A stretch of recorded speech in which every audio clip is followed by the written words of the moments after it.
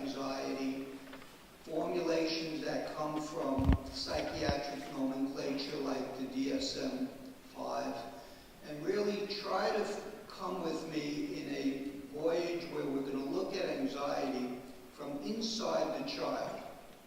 My goal as a therapist is always to try to see what the child sees from inside. And to do that, I start with the concept of developmental anxiety. That is, I want to differentiate developmental anxiety from classic anxiety, which is a psychiatric condition with subconditions associated with it. What I want to do is help us understand that the child is experiencing a changing brain, a brain that's in flux. And that immaturity and lack of development leaves the child with a vulnerability that produces anxiety, attentional issues, impulsivity, explosive tendencies. And I want to kind of organize all of that into a coherent formulation that helps parents understand how to cope with these issues. So that's basically what I'm looking at. So that's the brain, and what I want to draw your attention to is basically. Yeah, you can take it right out. So what I want to draw your attention to is that the brain is basically a seesaw that includes the prefrontal cortex and what we call the mesolimbic system. So if you look at the brain, you're looking at the front of the brain, which is what we call the top of the brain. It contains the parts of the brain that process higher intellectual functions. We call them executive functions. And I draw that like a computer because for all intents and purposes, it's like the computer, the processor for our brains. As we move back to the back part or the base of the brain, we call it the bottom of the brain, we look at the centers that mediate arousal and emotionality. And again, in the human brain, when one side of that seesaw is up, the other side goes down. So that when that arousal activates anxiety, that anxiety becomes the predominant mode that the brain is functioning in. When the brain moves into that mode, the executive functions shut down. Amongst those executive functions are tasks associated with school, like learning, processing, planning, etc., memory. Then you have emotional regulation. That is the ability of the individual to regulate their emotions, another executive function. You have the ability to activate a task, to turn an intention to do something into doing something. And then finally, you have the ability to, again, perform the task that a student performs.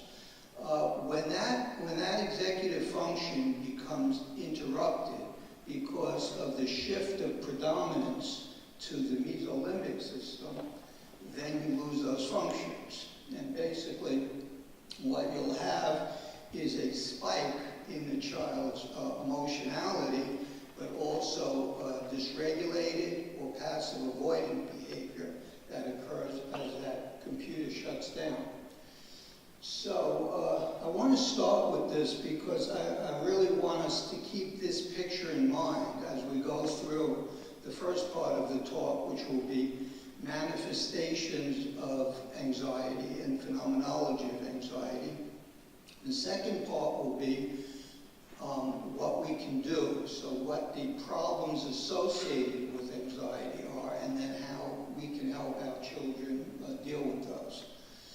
Finally, so you could see that squiggly line, which I call arousal, when I'm explaining this to little kids, I have to kind of make it understandable. So I say, that arousal is like smoke. And in the brain is a very, very sensitive smoke detector called the amygdala. So that when arousal rises and that smoke detector goes off, it produces a false alarm. That false alarm is what we call anxiety. The brain is used to dealing with anxiety, is not used to dealing with anxiety, it's used to dealing with fear. When there's no external source of fear, the brain, through a function called the interpretive function of the brain, creates a narrative to explain its own anxiety.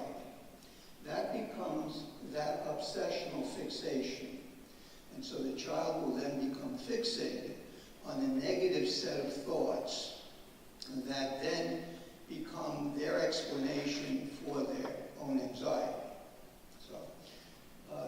So basically, anxiety is not a thing.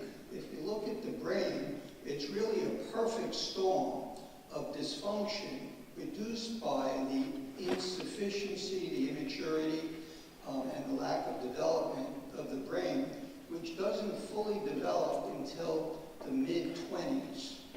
So while the structures of the brain are in place, what we call the gray cells, the neurons, the connecting, the neural pathways, the insulation on those neural pathways, which we call the white cells, fail to develop. So what you have is communication within the brain that is very, very spotty and very inconsistent. So you get basically poor bandwidth between the parts of the brain that should be regulating each other.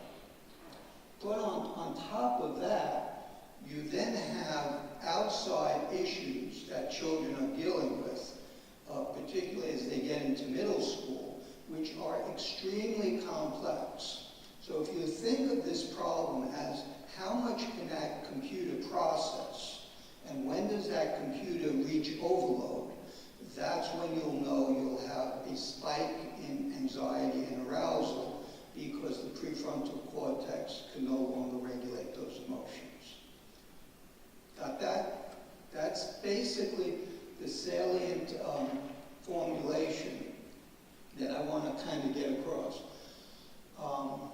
So, basically, this is the formula for some of the problems we have. So you have the incomplete formulation of the central nervous system, leading to this formula of processing need over processing capacity equals degree of overload. That overload can take two forms. One is passive avoidance, where the child just shuts down and fails to perform, goes into bed, throws the covers over their head, and won't come out. Or the other is emotional dysregulation, anger and acting out, or explosiveness.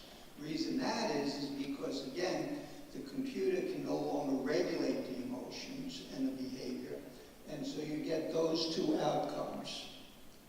Problem is, with children, as they watch themselves experience these manifestations, they make judgments about themselves. And since their personality is in flux, it's developing, they'll often develop what I call secondary depression. That is a depression that's related to the problems of their anxiety.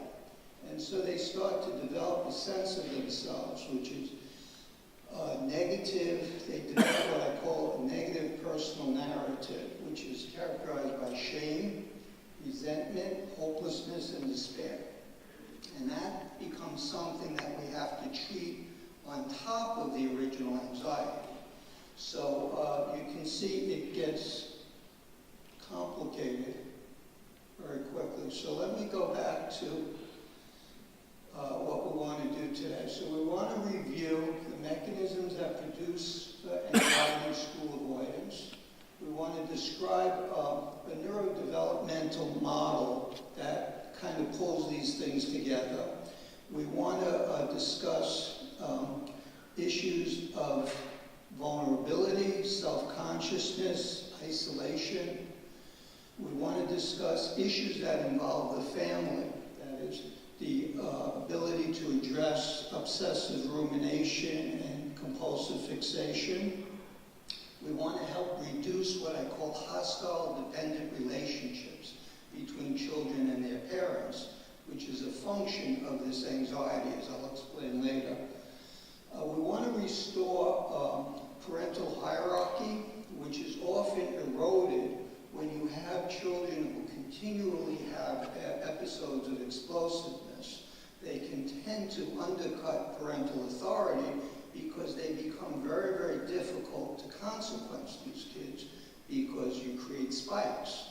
And so basically kids can train their parents into not setting limits or consequencing negative behavior, which then adds to the problem.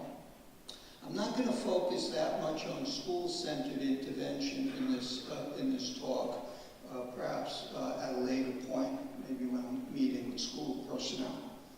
So we want to start with the differential diagnosis. Kids can have all kinds of problems these days, and it's really important to make a clear diagnosis of what we're working with. Now, when I say diagnosis as a therapist, I'm not saying diagnosis as if I were a psychiatrist. Psychiatrists rely on diagnoses to inform mostly their pharmacological treatment. So they develop a diagnosis which attaches to a pharmacological treatment, and that makes sense. From a therapist standpoint, I have to develop what I call a functional diagnosis, is what is happening with this kid and what is going on inside of them that they may not be able to articulate. And unless I can do that, I don't really have anything to work with. So where does the anxiety come from? You have the classic types of anxiety, post-traumatic anxiety, clinical anxiety, and then you have this line that I call developmental anxiety, which again has to do with the immaturity of the neuropsychological process and unresolved dependency issues, which I'll talk about as we get further into the talk. That can then produce clinical anxiety. Genetics is also a part of the predisposition to anxiety. So again, a lot of these kids, when we review their histories, will have first-rank relatives who have anxiety, and that's another predisposing factor. So again, what we want to talk about is differentiating developmental anxiety syndrome from classic anxiety. Developmental anxiety syndrome encompasses anxiety, OCD, oppositional defiant disorder, mood dysregulation, behavioral dysregulation, and impaired executive functioning, which I call functional attention deficit disorder. So when that child's computer goes down, that child suddenly becomes attentionally deficient. So you can basically,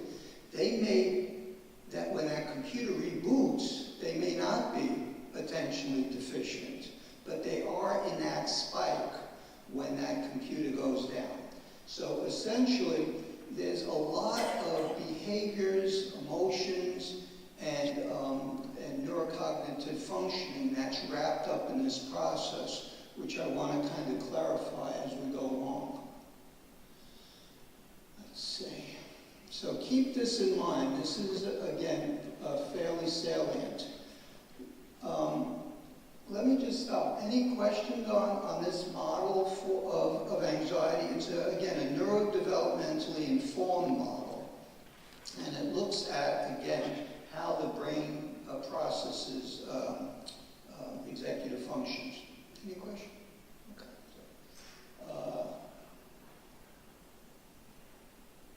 So that's the problem we're having. So we basically look at what I call ceilings and spikes. So we have flat lines, where the child is engaged in an activity, that is, they're focused on an activity. That activity distracts them from their experience of that anxiety and that arousal. So again, remember that anxiety and arousal is with them all the time.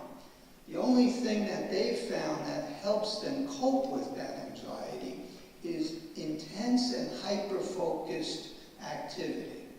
And, you know, we can think about some of those activities that kids engage in, which are not really relaxing, they're just distracting.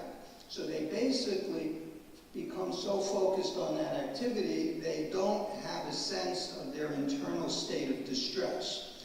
And as long as they're performing that activity, they're feeling no pain. So essentially, they're in a state of psychological suspended animation.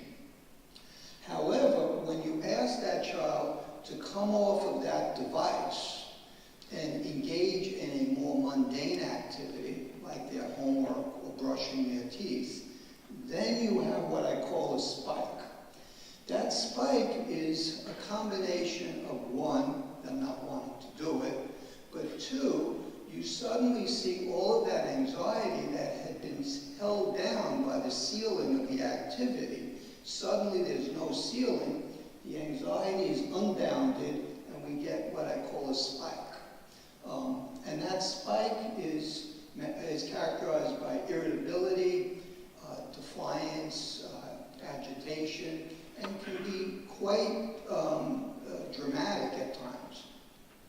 So you have that spike when the child is engaging in the activity.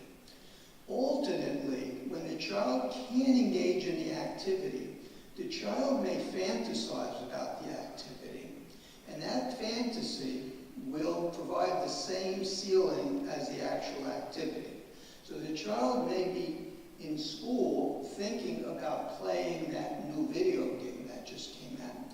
And as long as they're thinking about that, the thought is performing the same ceiling function as the activity.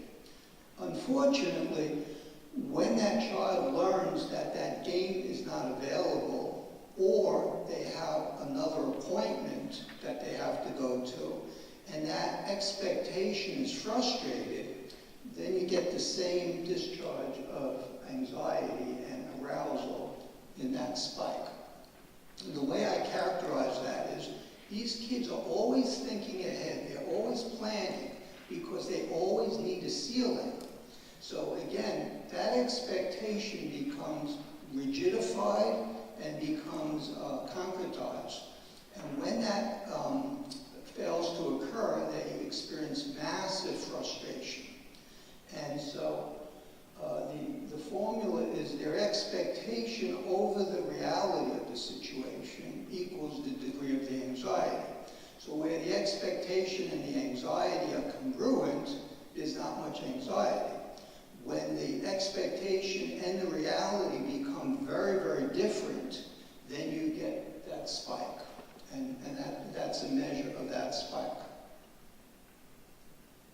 Other things I want to talk about, other manifestations involving anxiety and, again, the young developing brain, has to do with what I call passive avoidance or mental paralysis. So, in the brain, the signal to the intention to perform a task occurs in, say, the middle part of the brain, near the reward center.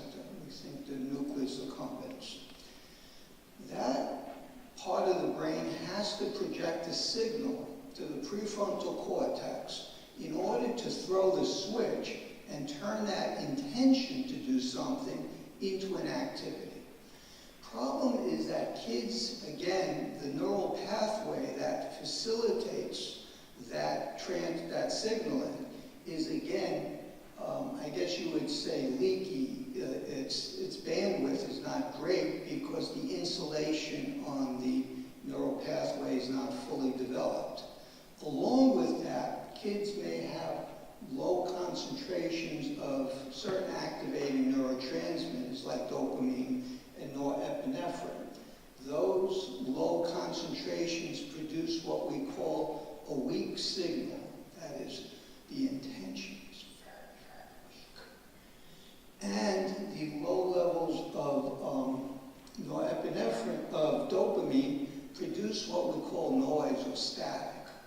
And so again, when I'm explaining this to kids, I say, it's like you're listening to a radio station in Manhattan, and you're really getting a very strong signal. But as you're driving up the Taconic Parkway, the signal gets weaker and weaker, and other radio stations break in. And that's often what you'll see with kids when you ask them to do something, especially something that has low salience or lack of interest to them. They'll basically stall. And we will tend to explain that as laziness or indolence or oppositional defiance. But again, these kids really have signaling issues that prevent them from immediately responding to your request or directive. And what you'll usually get, I won't say 9 times out of 10, I guess 10 times out of 10 is, Johnny, take out the garbage. The answer is later. I'll do it later. That hesitation looks again like poor behavior, but is really a manifestation of this signaling deficit. And if it's treated as a negative behavior and the full extent of the problem isn't identified, you start getting conflicted interactions that then add to the problem, as we'll see. So, again, those squiggly lines are the spikes that, that kids experience whenever there's a shift between modes of functioning. So once the child is in gear, they can tend to do okay. But every time they have to shift gears, it's a huge stress, not only to the brain, but also we're learning physiologically. The body prepares for changes, for shifts and transitions by producing release of cortisol. Cortisol is a stress hormone that actually prepares us to go from one activity to the other. Some of these kids are incredibly sensitive to that altered physiological state that's produced by the release of cortisol. And for them, transitioning becomes extremely difficult. And so, you can almost start to predict children's negative behavior using these understandings, and oftentimes in sessions, I'll actually be able to lay out what is going to happen based on these transitions. So altered mood states, the other problem again is that these altered mood states, which people will often identify as a bipolar type of tendency, the child begins to see themselves as discontinuous in their state, in their own mood states, and will often view themselves as being, again, inconsistent and fragmented, which contributes to that negative personal narrative. So, when that spike occurs, it has a very, very familiar and sort of specific architecture. And it'll often start when you try to motivate the child to do something that they're not prepared to do.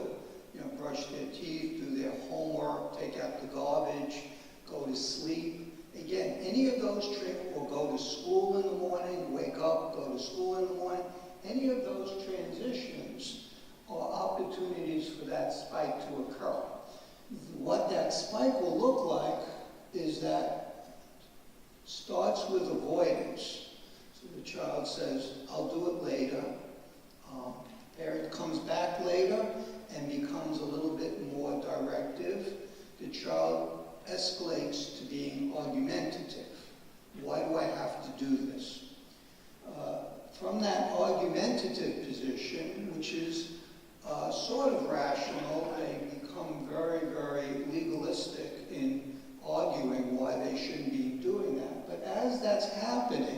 if you look on the other side of the chart, as emotionality goes up, executive functions go down, including self-regulation. So this child is actually kindling an emotional storm in their own brain that they will not be able to manage. But it starts off under control. So then they reach the stage where they become hyper-emotional. At that point, you can, if you had your child under a functional PET scan at that point, you will see that neurological predominance shifts from prefrontal cortex to mesolimbic functioning. And that child is on their way to becoming wildly out of control. They become belligerent, they'll often act out, throw something, punch a wall, slam doors, attack their sibling. And at the top of it, you'll get statements like, I don't want to live anymore, this is so terrible, I can't stand this anymore. And I often will say that at that point, it's confusing what to do with that child. So I've seen kids in my waiting room who are manifesting these tantrums, and I say, I can either send them down to Four Winds for admission, or I can wait 10 or 15 minutes until that computer reboots. Problem is the computer will reboot, but it's a chronic problem. And so that's kind of like what we want to treat. So essentially, they reach that peak, and then they discharge that negative arousal and emotionality, usually through some kind of physical activity, screaming, yelling, and then they come back down to a sort of semi-depressed position because they've just drained themselves. And then they may be apologetic or even clingy, but the same thing's going to happen. The child doesn't actually know why this is happening, and they create a narrative to explain their own behavior, which is actually distorted, but becomes their identifying self-narrative. So,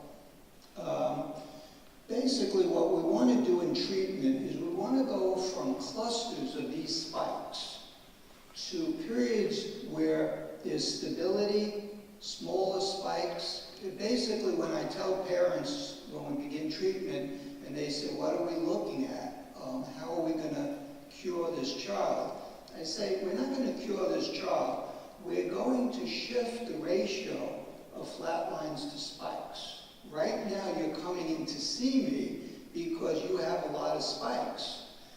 The goal of therapy is to, one, reduce the frequency of those spikes, the intensity, that is how high they are, and the duration of those spikes. If we do that well enough, it looks like a cure. But the ultimate cure is the full development of their brain around age 27. So this is just some text. What we want to do in treatment is provide an understanding, clarity regarding the mechanisms that produce the problems to be treated.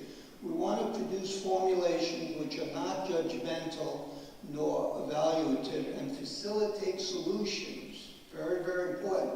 We can diagnose and diagnose and diagnose, but if that diagnosis doesn't lead to a specific plan of action, the diagnosis is not that useful. That's why I advocate functional diagnoses that will then inform solutions. We want to create formulations that facilitate collaborative problem solving and mutual support between workers to solve the problem.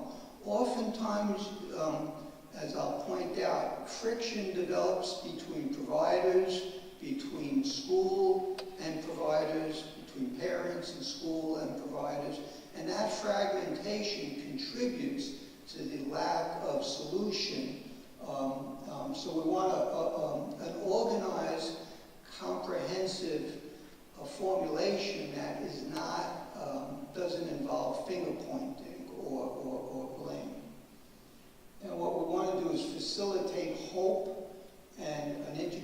perspective. Hope is really very important to these kids. These kids do not know what's happening to them. They feel terrible about what's happening. They feel scared. And though they may cover that up with, this kind of pseudo-bravado, they're really very, very insecure and lacking in confidence as a result of these spikes.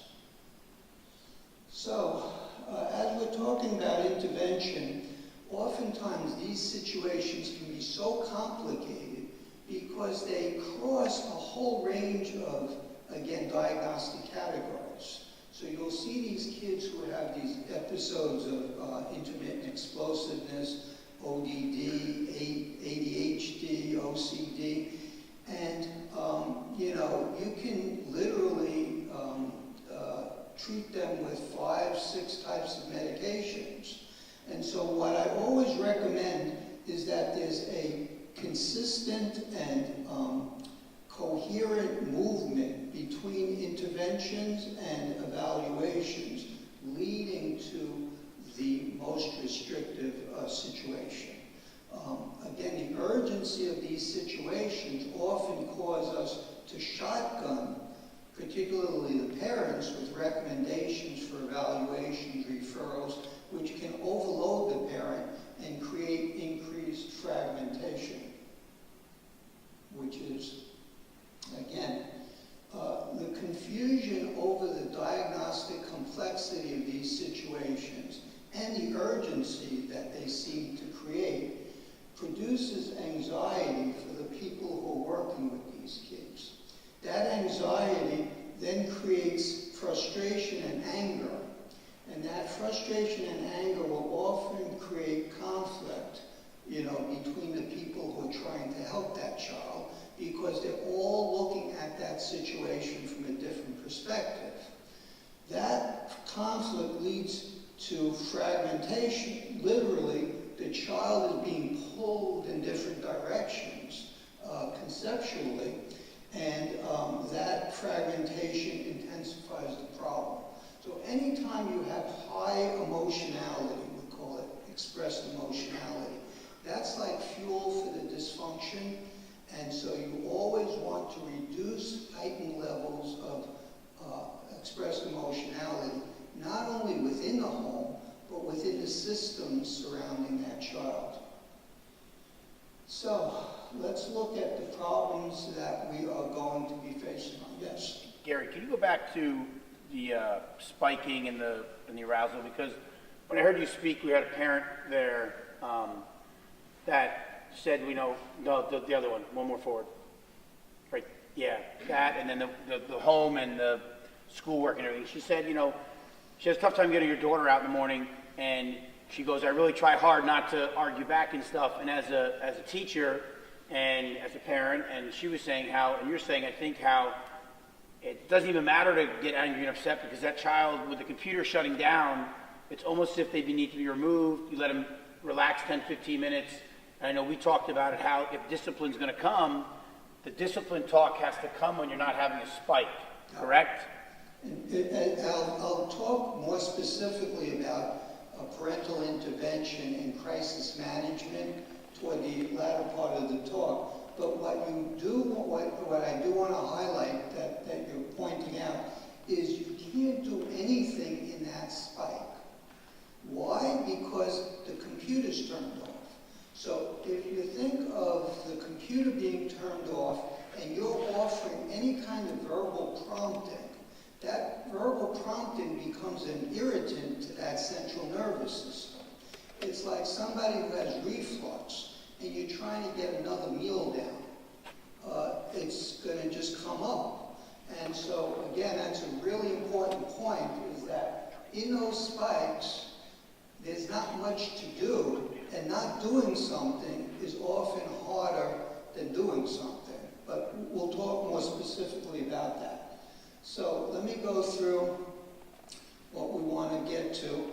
So the next phase of the talk is really the mindsets, the perspectives, and the ways that kids look at the world that are influenced influenced by the anxiety. So once the anxiety takes over their software in their brain, they begin to see the world from a very different and somewhat distorted perspective. And I want to identify what that distorted perspective is, because you'll be hearing about it, and it's completely irrational. But again, it's irrational because, good thing I have this clicker, because it comes from the mesolimbic system of the brain. So those ideas that that child develops are not really ideas that are created in the prefrontal cortex. They're obsessive rumination. They're ideas that are the ideational manifestation of the anxiety. And so those ideas are highly distorted because they're coming from a distorted place. The child, of course, doesn't know that they're distorted, because when we have ideas in our head, we think those are all valid ideas. Unfortunately, the more we think about those distorted ideas, the very act of thinking about them and emoting about them produces more fuel for them. And so essentially we have to train children to identify, contain, and isolate these ideas is an important piece of what we're doing. But I'll move to treatment a little bit later.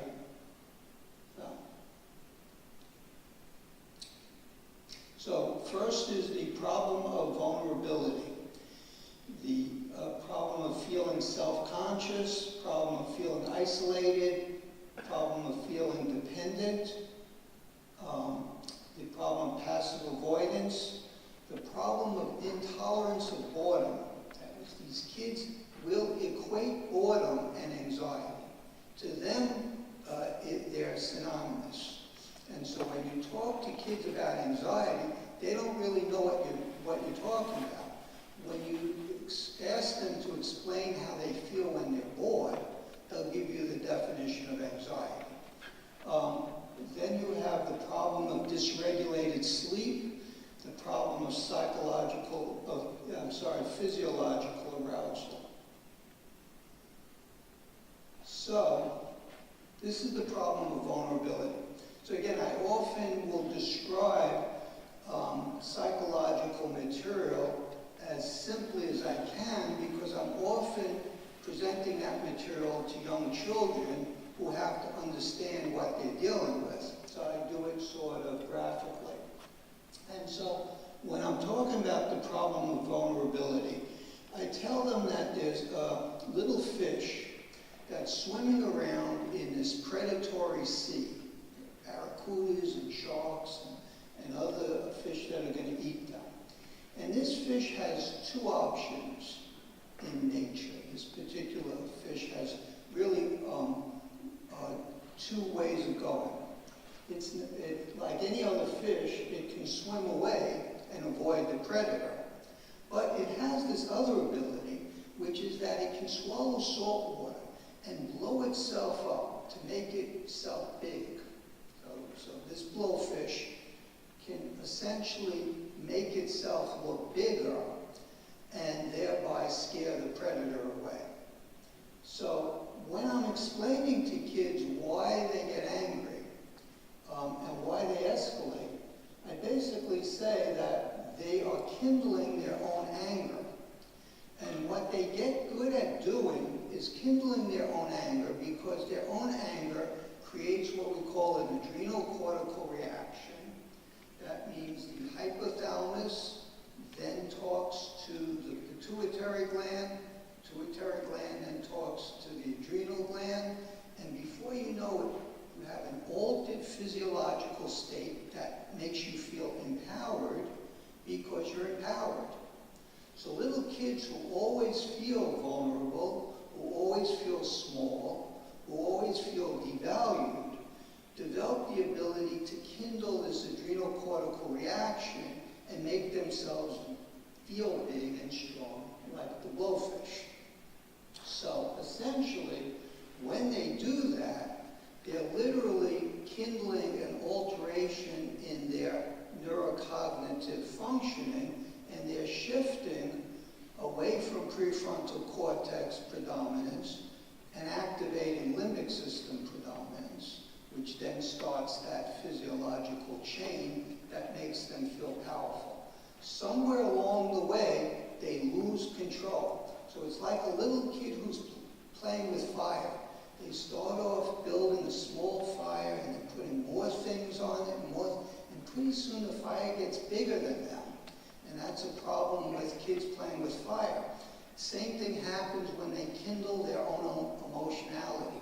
But at a certain point, that reaction becomes so immediate because that pathway has become so sensitized that it becomes the path of least resistance. And then you get a blowfish. So essentially, the problem of vulnerability needs to be viewed as a problem of self-confidence and self-esteem. So essentially, the antonym for vulnerability is self-confidence.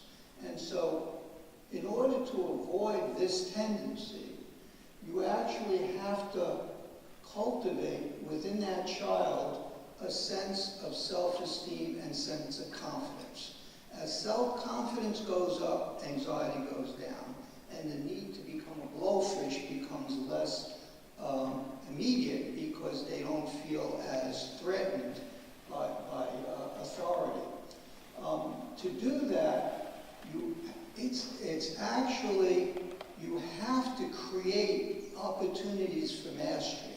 So on the bottom, when I say, as mastery goes down, anxiety goes up. And that is not remedied by saying good job.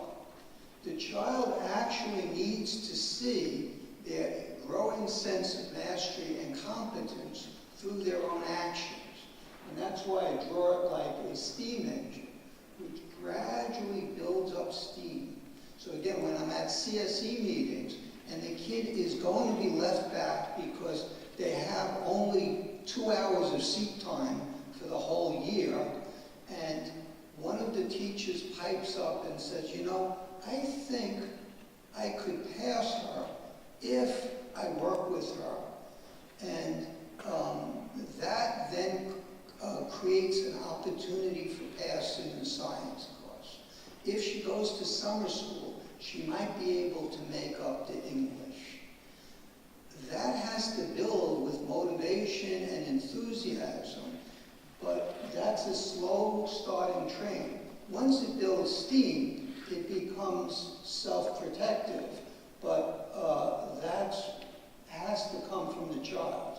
So you have to encourage, you not only encourage them, you have to manipulate the opportunities for them to make friends, pass their courses, reduce the backlog of the work that they miss, and reduce their own emotional instability. So when kids are no longer spiking up and down, they feel much better about themselves.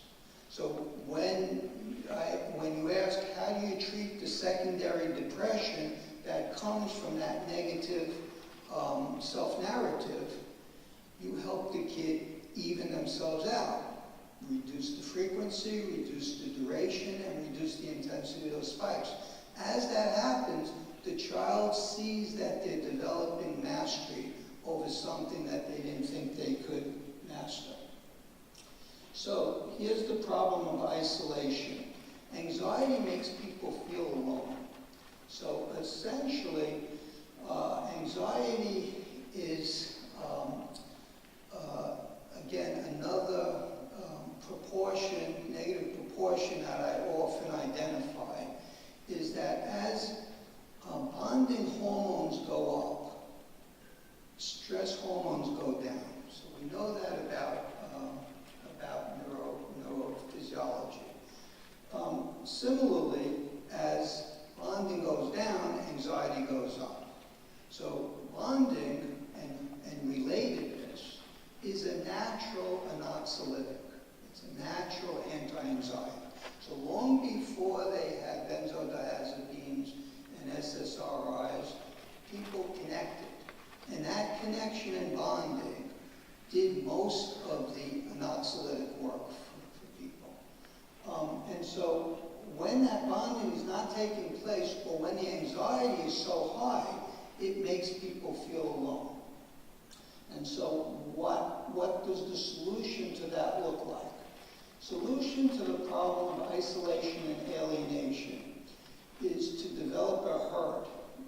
And it's a weird concept, but again, I'm working with real young kids, sometimes 7 years old, and the kid will tell me that they don't want to go to school because nobody likes them. And they feel like something bad's going to happen to them because they have no friends. And as the first child who was talking about that, I was thinking out loud, and I said, you know what that reminds me of?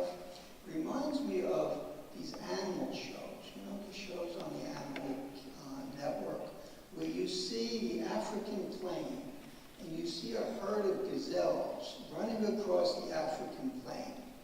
And then all of a sudden, one of the gazelles hurts their leg or can't keep up with the herd, and they fall back. And I say to the little kid, what's going to happen to that gazelle? And there hasn't been a kid yet who doesn't know what's going to happen to that gazelle. From the predators, to the hyenas, to the vultures, even to the microorganisms that are going to finish off that gazelle. And then all I have to explain to them is that they're like that gazelle. And that particularly middle school is very much like the African plain. And without a herd, you're going to feel like that all the time. So what you need to do is develop a herd. And so the kid says, well, how do I do that? I said, well, you got to get 2 or 3 other people who are around you, so that when you go to lunch, you have these 2 other people sitting at your table. And even if you're being bullied, just knowing there are 2 or 3 other people on your side is going to take a lot of the sting out of the bullying. And so suddenly the child has reduced this complex problem of lack of bonding and social anxiety to a simple task, which is to get 3 friends. Usually on the way out of the office, they say, well, I actually have 1, so I only have to get 2. I said, so the next time you come in, tell me about the other 2, and we'll be able to move through this.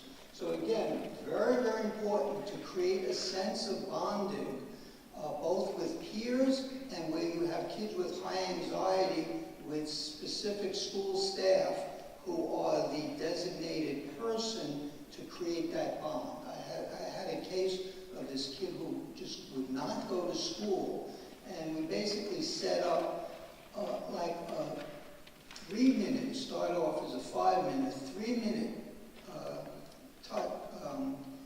meeting with the school psychologist.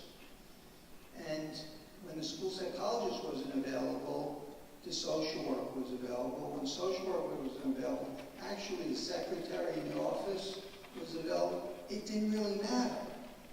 It wasn't in-depth psychotherapy that they were doing. They were just touching base and say, okay, can you go to class now? So again, bonding is a hugely powerful medication that we generally don't think about. Problem of self-consciousness, huge problem. Kids who have anxiety always feel that they're in the spotlight. And what we understand is that the very act of being looked at creates anxiety and actually alters our physiological response. Apparently, baboons will identify dominance by whether they are being looked at or they look at the dominant male. So apparently, being looked at can produce feelings of shame and lack of dominance, which then creates anxiety. So again, it's one of the reasons that that survey that identifies what people are most afraid of is public speaking. That's the thing they're most afraid of. The second thing they're most afraid of is death. And so it shows sort of the irrationality of anxiety, that the fear of being looked at and, publicly shamed is actually more compelling of anxiety than death. So that's how the child looks in the spotlight. Solution to the problem of self-consciousness is, again, work with the child so that they become productive, capable, and competent. You want to build on what needs to be done. And so you want to help them understand that, not standing out by coming in late to class, by not having your work, by not missing days in school, by being part of a herd. These are things that are being done not because they have to do them, but it's in their own self-interest in terms of overcoming these problems of self-consciousness. Again, you want to meld out of that and get out of the spotlight and just be within that herd. So, problem of dependency. This is a huge one. So, what is dependency? Dependency is basically the outsourcing of one's feeling of self-confidence and security to another person. So the student outsources their ability to feel secure and safe and invests that in somebody else, usually their parent, usually their mom. And so as long as they're with their parent, they experience that well-being and security. Problem is when the parent and them separate, we get heightened anxiety. So again, dependency is a huge source of anxiety because it basically says to the person, I can't do this. I need you to do this. It's antithetical to our concept of self-esteem and mastery as being an anxiolytic. So essentially, when we are working with kids with anxiety, we always have to be treating dependency. So, what does that look like? The child has to learn to sleep alone because the ability to calm oneself and create a state of sedation is the bedrock of not being anxious. And so, again, these kids who don't have that capacity can't go to sleep by themselves. They can't go to sleep by themselves, they become more dependent. They become more dependent, their self-esteem and self-confidence goes down, and their anxiety goes up. So again, the parent may help the child feel better in that moment, but overall, they're reinforcing a mechanism that ultimately produces and reinforces the anxiety. So essentially, dependency is like an electromagnetic field. If you put two bar magnets together with the north and south pole, and then you put a piece of paper over that, and you sprinkle iron filings, you'll actually see the lines of magnetic force as those iron filings produce. The dependency field kind of works the same way. The closer the magnets are, the more intense that dependency is. The more they move away, the greater the sense of autonomy and improved mood and confidence occur. So essentially, when kids are at home, they're in their most dependent mode, which means they're in their most hostile dependent mode. What I mean by hostile dependent is that they don't like being dependent and they resent their own dependency, so they take it out on the object of their dependency. And that creates an unrealistic unrealistic expectation that any problem that they have, even if the parent doesn't know it's a problem, should be alleviated by the parent. And if they don't, the parent is not doing their job, and they will become very, very angry. So this pattern of hostile dependency often escalates into overt hostility, and yet, when the child is in school, there's no problem. So many parents I work with will say, this child is horrible at home, but I never hear about anything in school.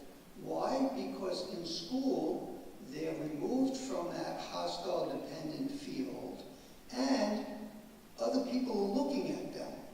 So there's a break caused by the self-consciousness and the awareness that they would never want to behave in school like they behave at home, because it would be embarrassing. And so again, parents will often see things very different than school personnel, and that often will create conflicts and resentments because they're not looking at the same thing. In fact, one of the other forms of parental school mistrust involves when the child comes home from school and they're in that spike. So remember, every transition is a spike. Every spike produces an altered state of consciousness and altered perspectives. When that child is coming home from school, even though they're getting out of school, they're in a spike because they're transitioning from school to home. So the parent takes the child off the school bus and says, Johnny, how was your day in school? Well, that child is going to say, I had the worst day I ever had. Why? They may have had a bad day or not, but they're definitely going to say they had the worst day they had because they're in a spike. Parent then calls the school and says, what happened today? And the teacher says, I don't know. What are you talking about? My son had the worst day he had in school. He seemed fine to me. Right away, you create conflict, doubt, and the parents don't say, well, the school doesn't understand my child. They must be ignoring him. How could he be so upset? And yet, they saw he was fine. And to tell you the truth, he was fine because he was in the school mode, which was a ceiling on the arousal. So he was engaged, he was focused, he was interacting, and he was productive. However, when he came home, he went into that spike. So the spike will create, again, an altered state of consciousness with altered perceptions, and we need to be aware of that. Otherwise, we create that conflict that I was just describing. Let me see.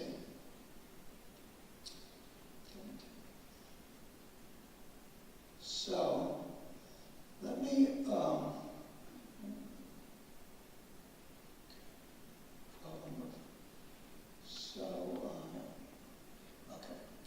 So again, separation produces enhanced functioning, and we always want to work at breaking down dependency.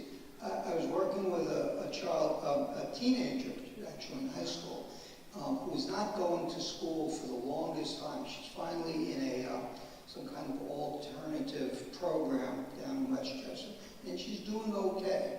But she came in so gleeful the other day, and so proud of herself. I said, what happened?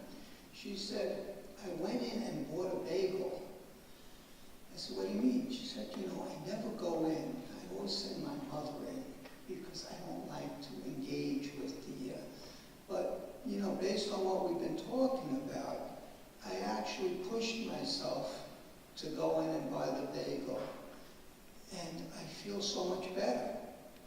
So for her, this was a huge achievement in gaining mastery. As that mastery goes up, the anxiety goes down. I checked how she's doing in school, much better. Her attendance is better. So again, a dependency is a facilitator of anxiety. problem of obsessive rumination and compulsive fixation. So we have the brain there, we have the arousal. The arousal is coming from the brain stem. Just produces arousal. Kids have a lot of arousal because there are a lot of activating neurotransmitters in their brain and very few braking transmitters. So there are two kinds of neurotransmitters. There are kinds of transmitters that accelerate us, and then there are kinds of transmitters that hold us back. Adults have a lot of that second kind.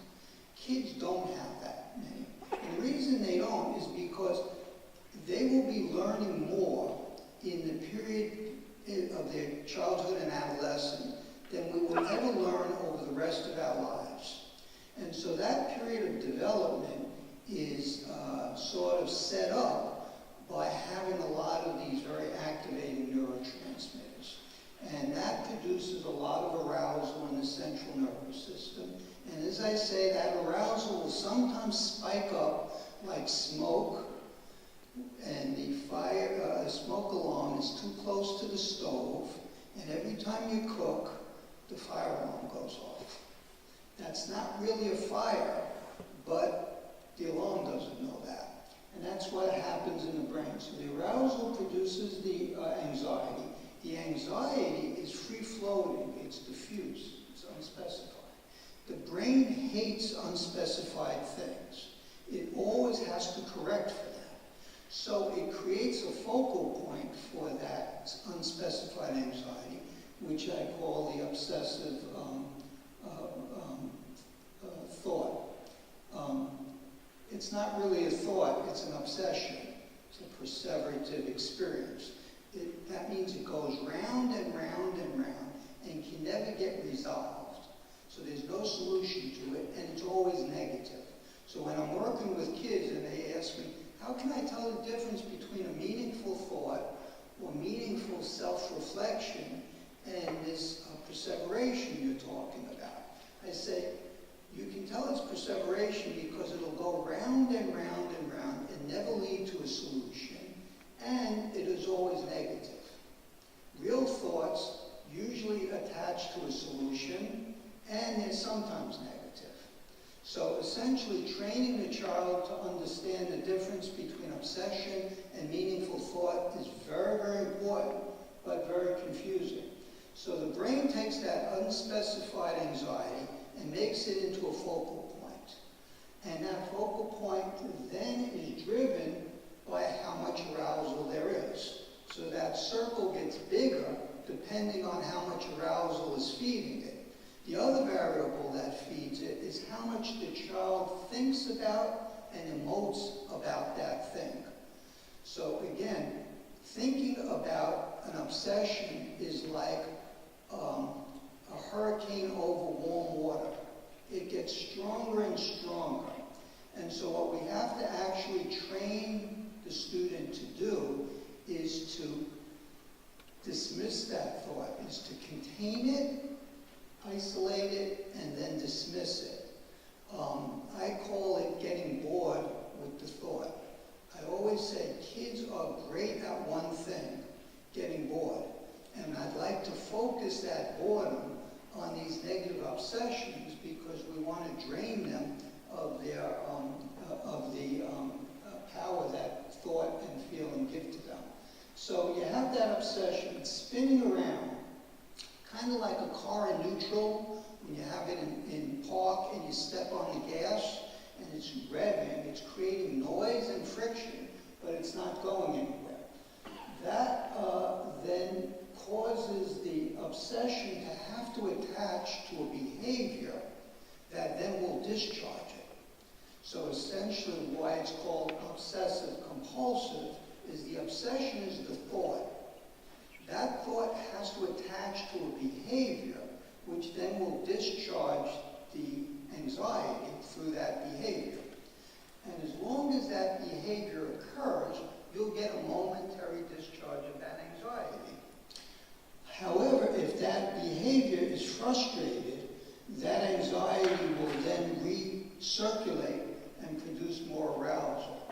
And that's what you see in terms terms of the negative compulsion. So I'm going to go way back here.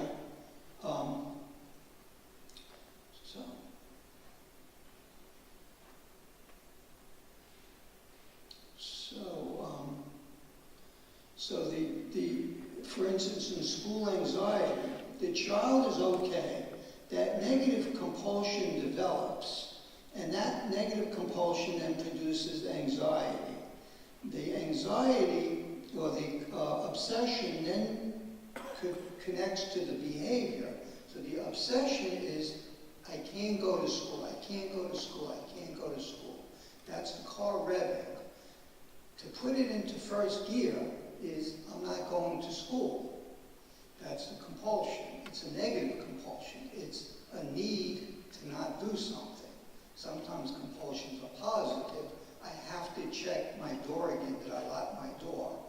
But this is a negative compulsion. So when that compulsion is blocked by the parent saying, oh yes, you have to go to school, then that discharge is blocked. It's kind of like putting a cap on a hot water heater's safety valve, pressure release valve. I've seen on Mythbusters that they literally can go through the roof, and that's what happens to these kids. So you're really blocking the discharge of that anxiety through the no, which puts parents in a very difficult position, you know, especially when there are time constraints and the need to go to school. And that situation puts parents in a very precarious and emotionally stressful situation, which I hope to help you out with a little bit later in the talk. Problem of passive avoidance. So you have that problem of intention to activity. When that intention is very salient, that means salience is how much energy is attached to the signal in the brain. So if we're talking about neurocognitive functioning, the salience is the level of intensity of the signal. If the level of intensity is strong enough, despite the low levels of dopamine and norepinephrine and the lack of myelination on the neural pathways, that signal is going to get through. So if that signal is hanging out with friends, playing a video game, there's an enormous amount of signal salience to that. On the other hand, when the activity is mundane, repetitive, it's a non-favored activity like homework, chores, etc., there's low salience. That low salience is a broken line. It's a weak and ineffective signal that doesn't have enough signal strength to throw that switch in the dorsolateral prefrontal cortex and turn that intention into an activity. So you'll have kids who will come home, you know, who I'm working with because they never do their homework.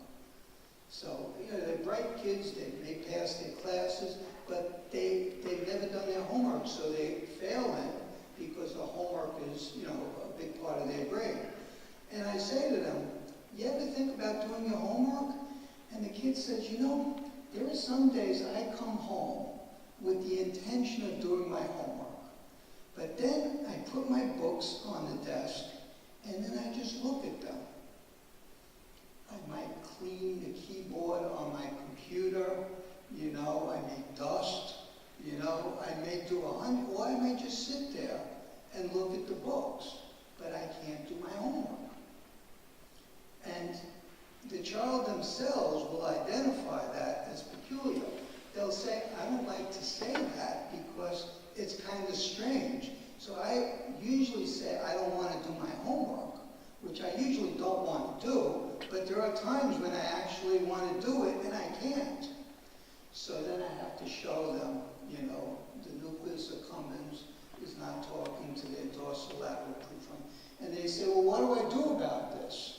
So I say, well, we have to talk to your parents about creating what I call signal strength by consequential salience building. They I say, well, I live in a small town, and the speed limit on the road is like 35 miles an hour. But people are rushing off to work in the morning, and they're zooming by at 60, 70 miles an hour. So the town got really fed up, and there's this curve, so they just put a police car there. And every day, they pull people over.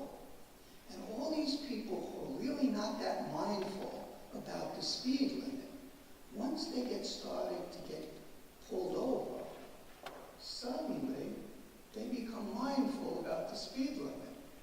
And when they go around that curve, instead of hitting their accelerator, they hit their brake.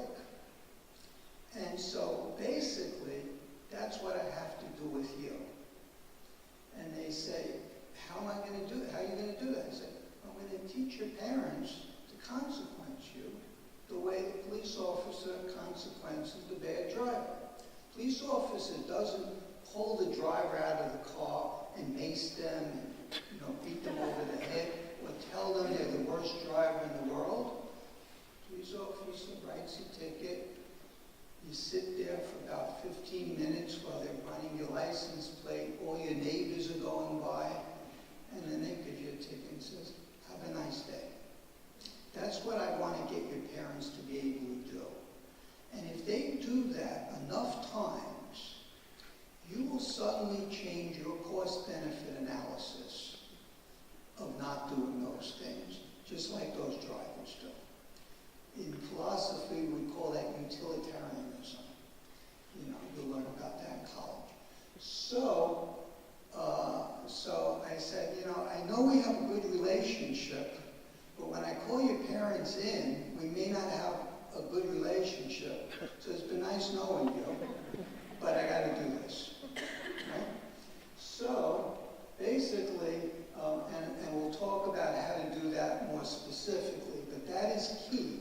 It's not the intensity of the consequence. Remember, the police officer isn't macing you, just giving you a fine, and your insurance rate's going to go up, and a lot of things. And if you know that that police car is going to be there, you would have to be crazy to speed around that curve. So basically, the parent has to do that 33 times in order to change the behavior. Now that is not an easy task, because for most parents, doing it once is like them being punished. So again, it's got to be very, very easy and efficient to do. Otherwise, you're not going to do it once, let alone 33 times. So step one is building consequential salience. Second thing that has to happen is kids have to develop habits. Habits are an efficiency for the brain. So essentially, there's a phenomenon called driving dissociation. It occurs in about 70% of drivers.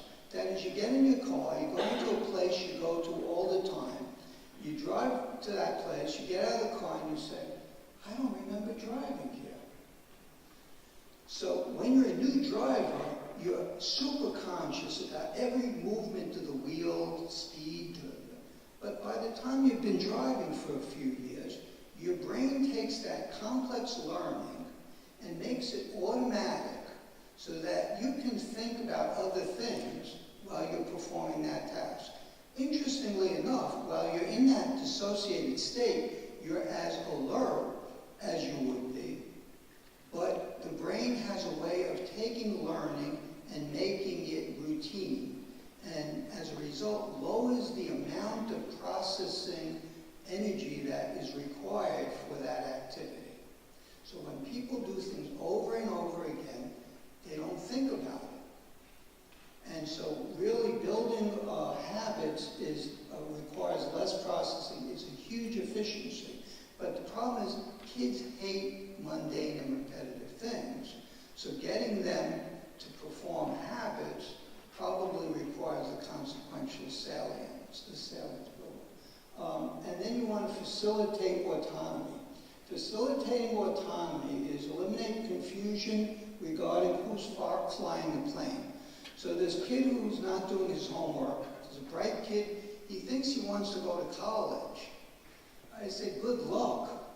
You're not doing your homework. How are you going to do papers? He said, well, I'll do them when I get to college. So I say to him, well, why don't you do your homework? They say, because it's important to my parents and my teachers, but it's not important to me.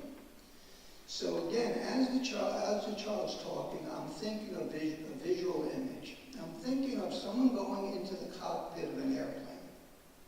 And there are two people sitting in front of the plane, and they both look like they're flying the plane, but one's the pilot, one's the co-pilot. And I can't really tell who's flying the plane. Now that's not important that I don't know who's flying the plane, but it's really important that the pilot doesn't think the co-pilot's flying the plane at the same time the co-pilot thinks the pilot's flying the plane. Because if that happens, they're going to go down. That's what happens with kids as they get older. Kids start off as being completely dependent. And as they grow up, that dependency should be attenuating, should be getting less and less and less.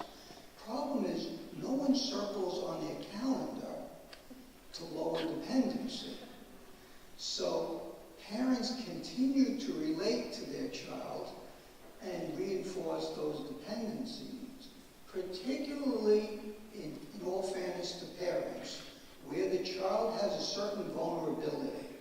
When that child has a certain vulnerability, parents pick up on that vulnerability intuitively. And they will try to assist the child in coping with that disability. Other therapists call that enabling behavior. It really isn't. It's just that life started where that child was completely dependent and no one circled the calendar when that child should start flying their own plane. And as a result, an important part of that therapy is identifying who's flying that plane and why they're flying that plane. Because if there's confusion, which there often is, then that plane's going down. So, let me see. Problem of boredom and problem of intolerance to boredom.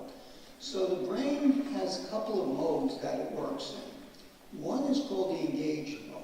The engaged mode is when we're active, when we're focused, when we're thinking about something. The brain then focuses, particularly prefrontal cortex, on that activity. When that engagement is interrupted, the brain goes into what's called the default mode. The default mode is when the brain looks at itself. So it's kind of like a rubber band snapping back on itself. You can think of it like an autoimmune response, because what is the brain going to be looking at is those negative perseverations. And so that becomes a source of anxiety. And what we've trained kids to do is not to be able to tolerate that default mode, is always look for the next external stimulation to re-engage. So essentially we've created kids who are addicted to engagement because they can't tolerate their own default mode. Now what usually happens and so they become dependent on stimulation, because that stimulation then produces the flat line, and the interruption of that stimulation produces that default mode with that spike. So essentially, what we want to do about that is basically, and again, one of the things that I connect this to is Toys R Us went out of business. And why did Toys R Us go out of business? Because kids don't really play with toys anymore. They play with electronic games. And there's always been a value in kids playing with toys because they create an internal life for themselves that then allows them to engage in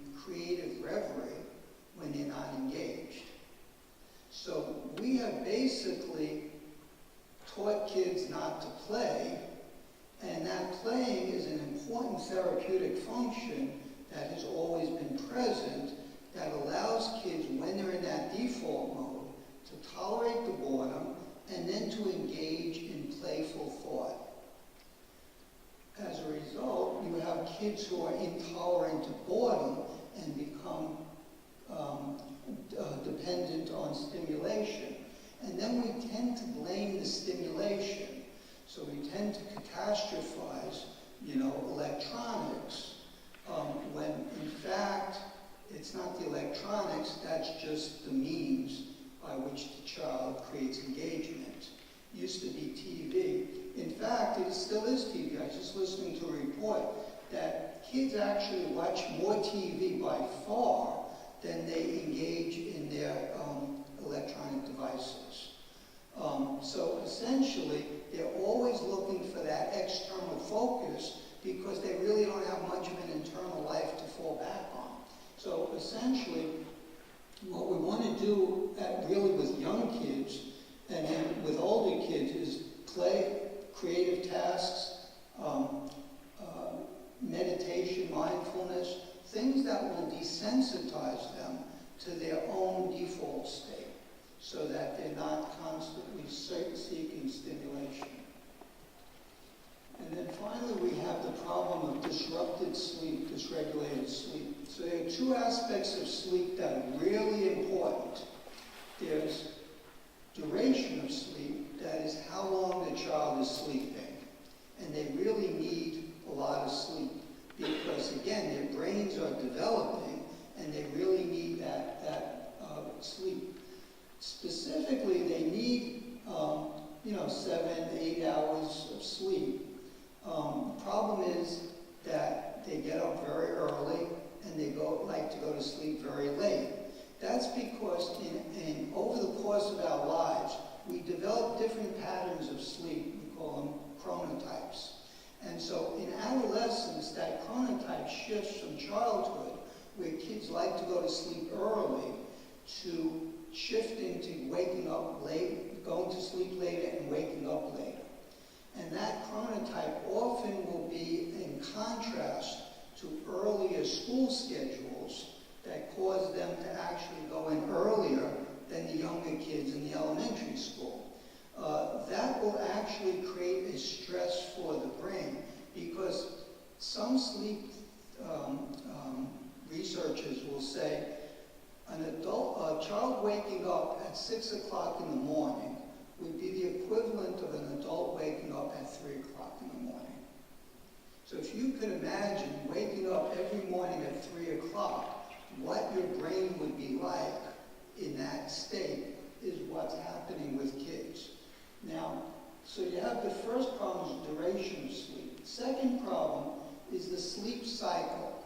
So through the night, we go from different stages of sleep. We go from what we call slow wave deep sleep, which is thought to help us consolidate memory. It's important for that. And we go to REM sleep, rapid eye movement sleep, where we dream. The researchers, up to recently, we never knew why we slept, actually. And it wasn't until we developed brain imaging techniques that we actually got some insight into it. It turns out that when we sleep, and we're in that REM cycle of sleep, it seems that we review anxious events that occurred during the day.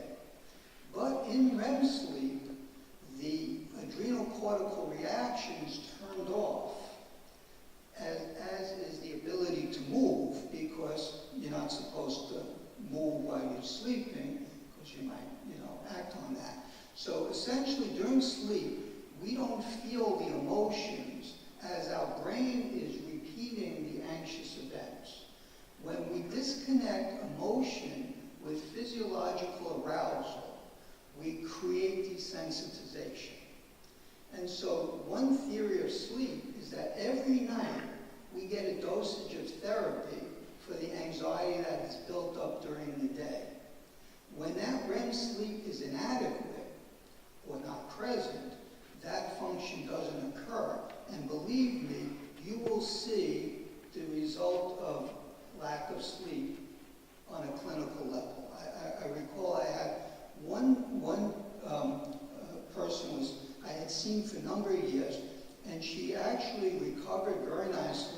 She went away to college, and, you know, I hadn't heard from her in a while.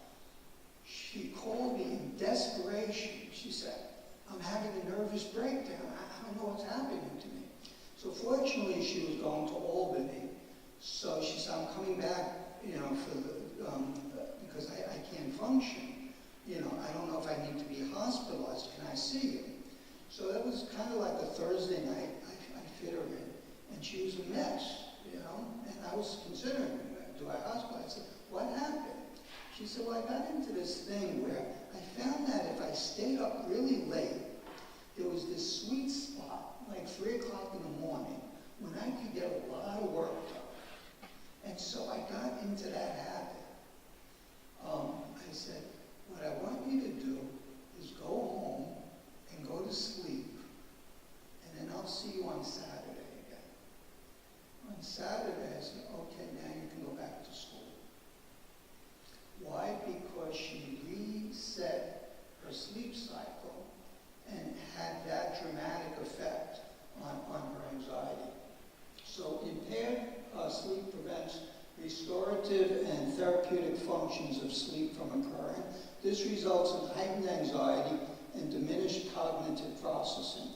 Adolescents are shifting their sleep patterns and going to sleep later and waking up later.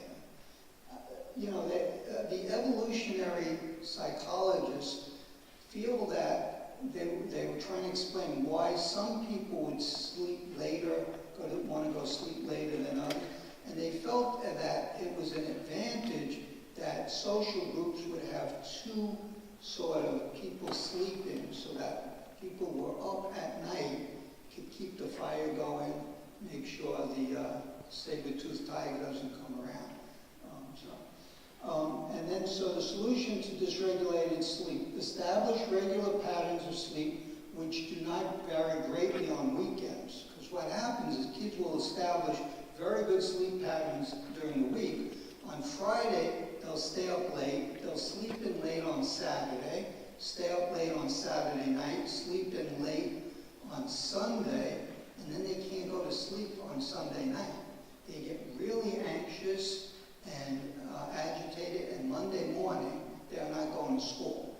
So essentially, keep the sleep cycles as stable as possible. Avoid allowing the child to use television to fall asleep. My son put that in. Good luck. Avoid napping. Yeah, avoid napping is okay. And adjust schedules to adolescents' chronotype, which some school districts have been doing, and they've been finding remarkable decreases in levels of anxiety, depression, attention deficit, and student accidents, driving accidents, you know. Okay, problem of physiological arousal. So, William James, who was the father of American psychology, had a theory that we don't have emotions. Our brain only reads our physiological response to stimuli. So when we see a bear, we get ready to either run or fight the bear, and that creates a physiological arousal, which our brain reads as fear. It's kind of a weird theory, and it was sort of put on the side for many years, until again, we developed brain imaging technologies that allow us to understand that most of the brain is really a regulator of our body. So our brain, most of our brain, is involved with modulating body temperature, functions of the organs, the heart, the kidney, the liver. And we're not aware of that because it's doing it constantly. However, when that state of arousal occurs, it goes both ways. So our thoughts can create stress to our body by activating that hypothalamic, pituitary, adrenal axis. But goes the other way. So the cortisol and adrenaline that are released as we get ready to transition from one activity to the other, for kids who are very sensitive to that, will experience that physiological arousal as a threat. And so I work with some kids who I say, well, you tell me about your anxiety. They say, I don't have anxiety, I have a stomach ache. I said, what do you mean you have a stomach ache? You're here for anxiety.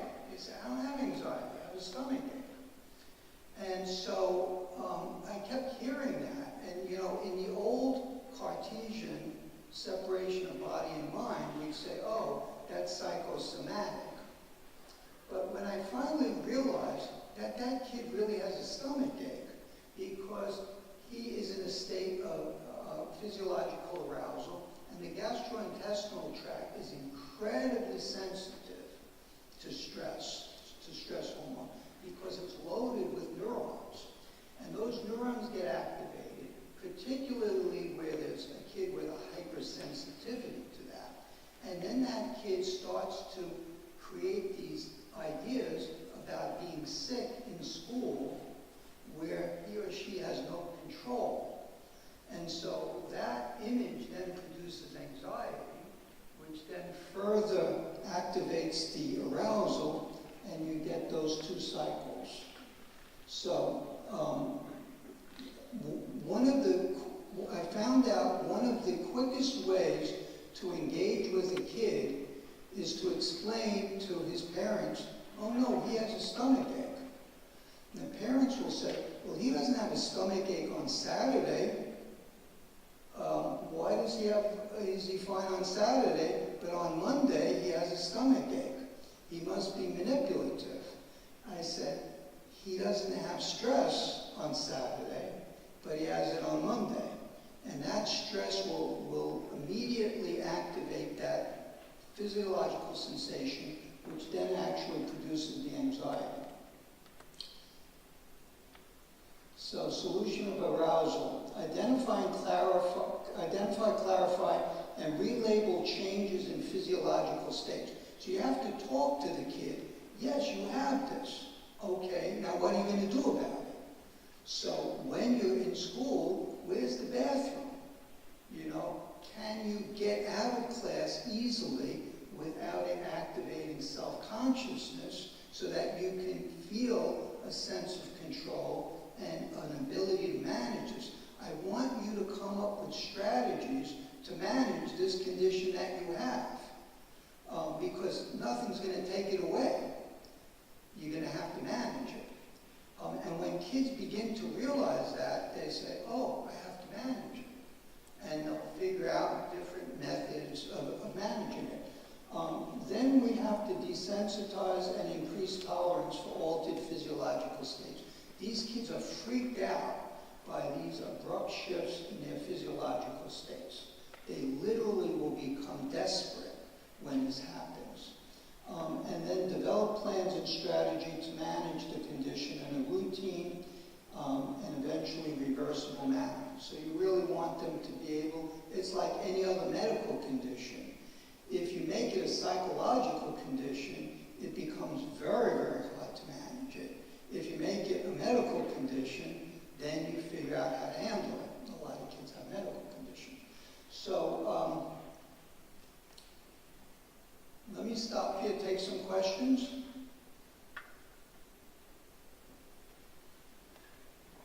I like to think I'm so self-evident that there's really nothing left to say.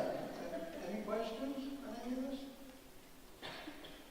Talk a little bit more about the connection between cell phone usage and anxiety and that kind of level. Say that again?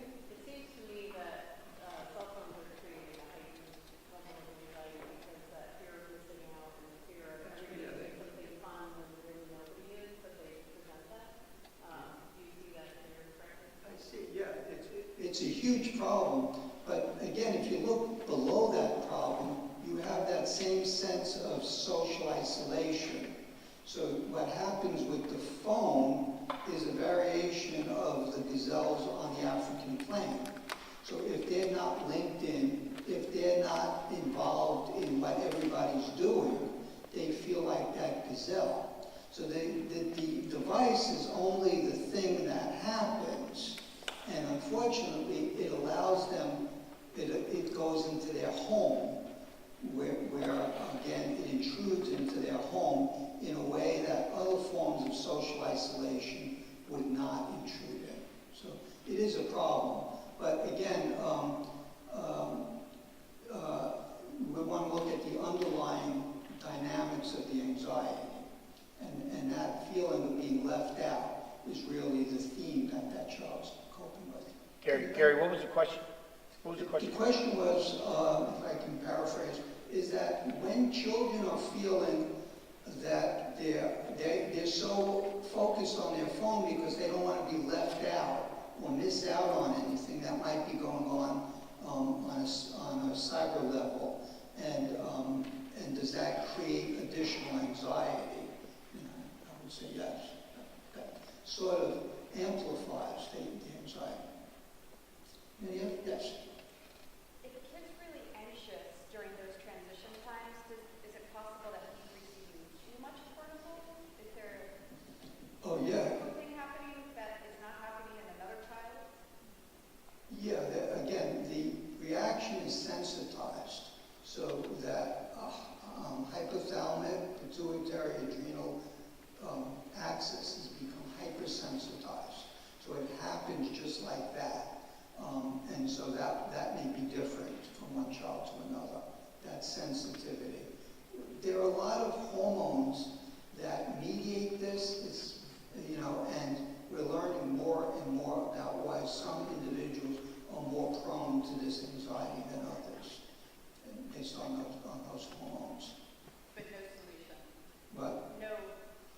there's no treatment. I mean, basically, you're going to pull me into a statement about psychiatric medication. Treatment, most psychiatric medications are variations of the same medications that have been around since the 1950s. Some of them are very good for certain things, but the problem with medication is that the molecules of the medication are very big, and the sites of the injury are very, very small. So you get these big molecules hitting into these sites, and they do something, but they don't do everything that the pharmacy companies say they do.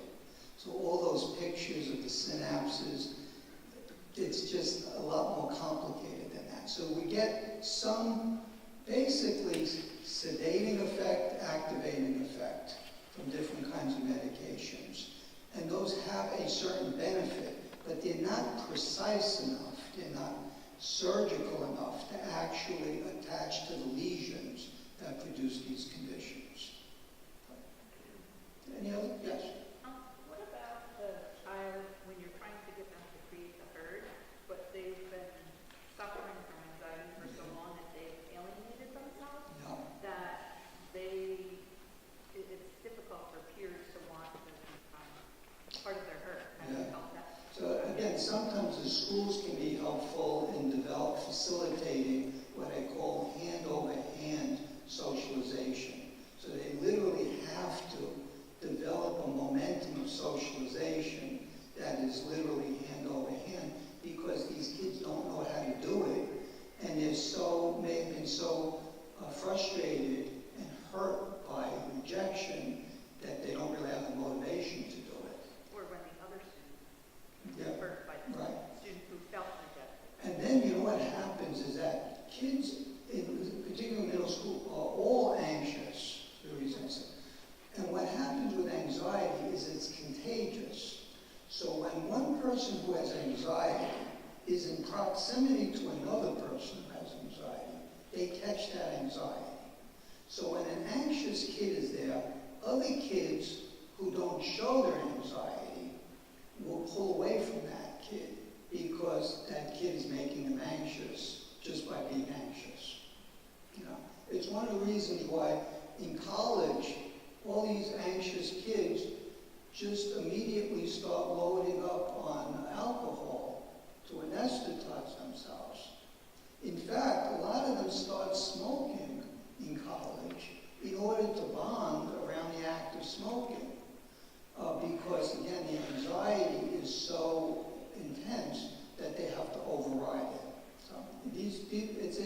difficult issue. Anything else? I was wondering, you were talking about positive bullying before. Yes, yeah. When do you find that once you give a child regular responsibilities and things, do you find that once you give them a certain level of trust, that to fly their own plane in certain circumstances, that those behaviors change and that the anxiety lessens some? You're going to make me say something I really don't want to say. It's not very popular. There are more receptor sites in the brain for negative experience than for positive experience. And so, I know that school systems are based on positive reinforcement, but let's just say there's not enough receptor sites. So what happens with what I call the sticker system is that you start the sticker system and you get a good response for a fortnight is the maximum. And then it's right back down. Why? Because once the reward is achieved, there's no benefit to it. And so positive reinforcement doesn't really change cost-benefit analyses. Getting that ticket will. So the police officer pulling you over and saying, you did a great job driving today, is not going to reduce speeding in the community. Well, I don't need positive reinforcement. I need trust to make fail, basically. Yes. Trust to make your own decisions. To say, Yeah, okay, this is up to you now. I mean, Well, creating independence is very, very, yeah, I agree with you. So it's not really trust, it's creating autonomy, I would say. So I would definitely agree with that. The thing about things like trust, I try to stay away from valuative concepts like trust, because, for instance, one of the worst experiences I see is when a child hasn't done like a lot of homework, hasn't been going to class, and the school calls the parents, and the parents come in and they're horrified. I said, what happened? He said, he lied to us. I said, how did he lie? He said, well, he said he was doing his homework, and he's not doing his homework. The parents are horrified by that. What the parents fail to understand is that lying to that child developmentally and lying to them are at two stages of moral development, and the two do not correlate. So when I say to the child, why did you lie to your parents? The child would say, well, I didn't want to do the homework, but I'm not going to go and tell them I'm not doing homework, guys. That would be crazy. So I lied. You see?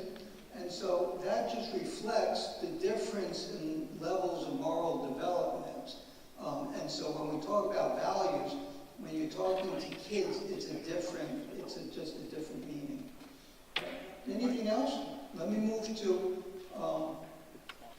this is the problem of parental hierarchy. Kids should be down here, parents should be up here, school personnel should be up here, kids should be up here. Kids hate that. And so they're always trying to invert that hierarchy.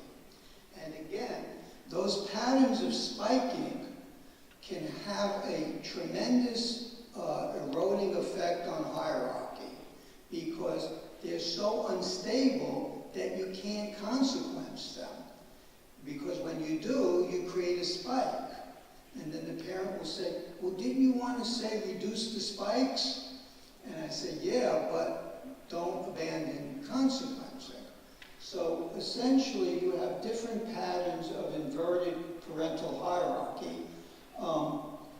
But again, what we want to do is create a formulation of the problem that is accurate, solution-focused, and can facilitate collaboration. So I work with parents who sometimes have had very bad divorces. but they all have custody, they both have custody. And as I said, you have to do the thing 33 times. So both parents have to do it, no matter whether they're at mom's house or dad's house. But I can't get these people to be in the same room, nor would I want them to be in the same room. So I have to develop a formulation that I can provide to that mother and to that father, so that they never have to talk about what they're doing, because if they talk about what they're doing, they'll be back in court. But they can always do the same thing, you see? And so, essentially, facilitating parental collaboration is critical, because kids will manipulate conflicts between parents. And, you know, it's like, I often say, it's like a running back who tucks the ball and looks for some hole in the line that they can run through. And basically, that's what kids do with their parents. Any little daylight between them, they'll manipulate to create a parent who is very, very enabling, and then by virtue of their enabling behavior, the other parent is overly punitive. Or the enabling parent is enabling because the other parent is so punitive. So you create these polar extremes of parenting, which again allow that child to run for daylight. So you want to provide measured and consistent limit setting. Consequences are provided in a respectful, non-reactive, and authoritative manner. So we talk about what I call formal authority, just like that police officer. When you become emotional, that's like the child pulling you down to their level. So when you have two parents who are emotional, when you have a child and parent, it looks like two kids at the playground. And there's no formal authority. And then finally, formal authority becomes accepted, levels of conflict diminish, relatedness improves. This facilitates parental influence over children's decision-making, because children need to be down here, and they need parents who are up here. If that doesn't happen, they have too much control. And what happens with anxious kids is because they can't control themselves, they try to control everything else to compensate. It's like oversteering, you know, when you hit a skid. And so they overcompensate by controlling behavior to compensate for their feelings of vulnerability. So let's look at what this looks like a little bit. So you have the spike, and what we want to go is from, again, clusters of spike to periods of flat line, less spikes, and less duration and intensity of spikes. You want to help them contain aggression and tantrums, enhance compliance, you know, create an expectation of negative consequences, which is consistent enough to be predictable. That's 33 times. And then the consequence is really not a punishment. It's really a communication of two things that, if you say to the kid, will cause a spike, but if the consequence says it to them, they have to take it, you see. And those two things are, don't like what we did, and we're in charge. Kids hate to be corrected and directed, particularly these kids who feel like small fish. To them, feeling corrected or directed creates a feeling of devaluation, which then will immediately cause them to blow up. And that's the pattern that we want to break down. So we want to be able to deliver consequences that do the communication for us, so that there's not an argument. Now, most parents say, I don't know what I can do that would be consequencing. And frankly, that will take up 3 sessions, is helping parents identify their own parental empowerment. And usually, when I'm being facetious, I say, there's nothing that you would have no leverage over your child? And they say, no, can't think of anything. I say, so your child works and has an independent source of income? They're only 8. You control every aspect of their life. And parents say, what? Because they've gotten so used to doing things that should be conditional become automatic. And so I literally have to take them back and say, there was a time when kids would only get toys Christmas time and their birthday. Not when the new game is out. It's not a holiday, you know? But over time, that expectation has so eroded that there's this unconditional acceptance that then erodes the parent's sense of potential empowerment. And that is part of that inverted hierarchy. So basically, the goal is to create frequency, not severity, of consequences. So you always want to give a consequence that exists within the window of their tolerance, which is a weird thing. So you want to make the consequence minimal enough that it doesn't produce a spike, because once it produces a spike, any learning that will take place from that consequence is washed away. It's like building a sand castle too close to the ocean. The water wave comes in, it's not there. And that's why it looks like kids don't learn, but they're not learning because they're always being taught in the spike. So awareness of the spike versus the flat line is really important. Second thing that's important is not to follow behavioral theory. I always say kids are not pigeons or white rats. They have memory. And so if you follow behavioral theory, which is that the consequence has to happen in proximity to the thing that's being consequenced, you're going to cause a spike. Because the child is incredibly defensive and emotionally aroused around that spike. You have to allow that spike to go down and move away from T1, T2, T3, so that they can look back at what you're consequencing with a degree of objectivity and perspective. This leads for the information to be processed, recalled, and consistently leads to the generation of more mindfulness and learning. So again, keep in mind, keeping aware of where the spikes are, where the flat lines are very important. And then finally, in the crisis, think of the child, instead of spiking, think of them as sliding down a slippery slope. Fact of the matter is they're going to slide all the way down. And what you have to do during that slide is as little as possible.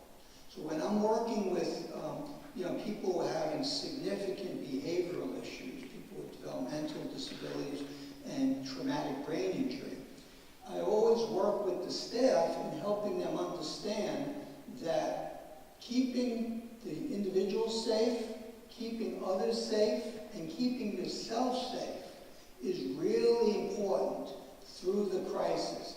And that's about all you're going to do. Then you're going to use your consequences at a time and place of your choosing, so that that will create a sense of frustration, which will then activate their learning. Does that make sense? I think this is what I was bringing up later. I want to bring up. It was really interesting when I heard you speak a couple months ago. The woman that she goes, I know I'm not supposed to yell when my daughter is trying to get out of the house in the morning. I want to get them to school, but sometimes I can't. And what you're talking about, I think, is a key point. Immediacy is, and it's tough as a parent. I've used it as an educator. Is that it can't happen then. They have to get off to school, and then when you pick them up from the car, they get off the bus. That's another transition. It's got to wait. So you gotta find that time when that level is flat, and when you answer that, can you also, the parents are here and I'm in charge, but can you ask them, what do you think would be fair? So they have a little bit of say, or no? No. Okay. Basically, I always oppose litigation because litigation erodes parental authority. What I will say is that, but I agree with everything else you said. So in the spike, you don't want to make the spike worse. And there are times where you can't effectuate authority. Like I tell parents, when they're out, you can't really do anything with the kid. They'll have a meltdown, you'll be embarrassed, So you do what they used to say in the city is, I'll get you later. I know where you're at. So parents have to learn to tolerate that, maybe bite their cheek, but they already have a pre-planned and even written out plan of action of how they're going to consequence that behavior. And the father has an index card with those consequences, and the mother has an index card of the consequences. So what I do in our sessions is I basically, either together or separate, is I say, okay, what are the behaviors you want to change? List them in priority. And realize you're only going to do one at a time. So take the most important behavior first, and then focus consequencing on that set of behaviors. I usually start with aggression, because if you don't get that under control, you can never move ahead with parental authority. And then all your consequencing is going to be focused on containing that behavior. And so the parents will identify that as the crime, and then they will have a list of consequences that we have produced in our session when things are nice and calm and they're not reactive. And one parent will have one of those index cards, and they never have to talk about what they're going to do, because that talk is going to activate those polar extremes that will create conflict for the parents. Again, that consequence delivered 33 times for that set of negative behaviors will then change that set of behaviors. Then you move to category 2.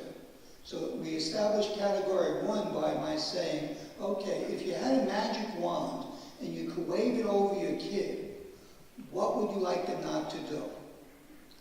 And they will say, I would like them not to hit me, or hit their sibling, or hit anybody. So that's good. What would category 2 be? I'd like them to listen to me. So compliance. But you can't do compliance until you do behavioral self-regulation. So that's where so they're going to say, well, do I ignore lack of compliance? I say, yeah, because you're going to highlight the need to control the aggressive behavior. You'll get to the compliance after that's resolved. And what is it going to take? Doing it 33 times. So, yeah. Now, I understand not doing the consequences of this fight. I understand that, but at what point do you, after the fight, when is it too long to wait after the triggering event where the child forgets what the consequences for? Never. You do it when you're in control.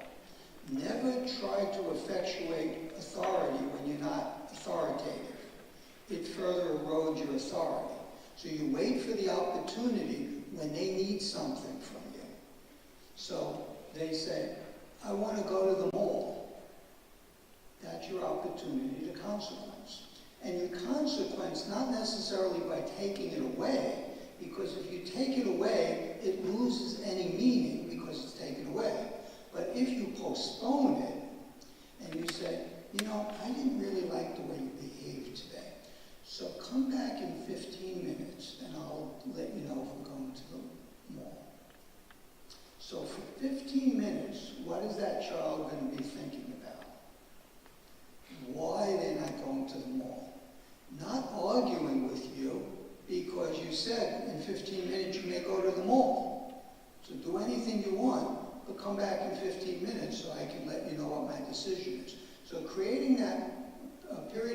ambiguity, facilitate self-reflection. That self-reflection is, again, a substrate of taking responsibility. If, on the other hand, you say, I'm not going to the mall, they'll have a tantrum. They have nothing to lose. But if they have the tantrum, they may lose the opportunity to go to the mall. You see? So again, you have to be a lot more creative in using interruption and postponement rather than taking things away. And you want to be able to use it in such small dosages that you can do it 33 times. So if the child's tolerance, frustration tolerance, is 7 minutes, then you say, come back in 7 minutes. You think. So as you're doing that, you're building frustration tolerance, you're building acceptance for parental authority, and you're enhancing self-reflection rather than conflict. So let me stop here. I think we're at the time limit. Thank you for your attention.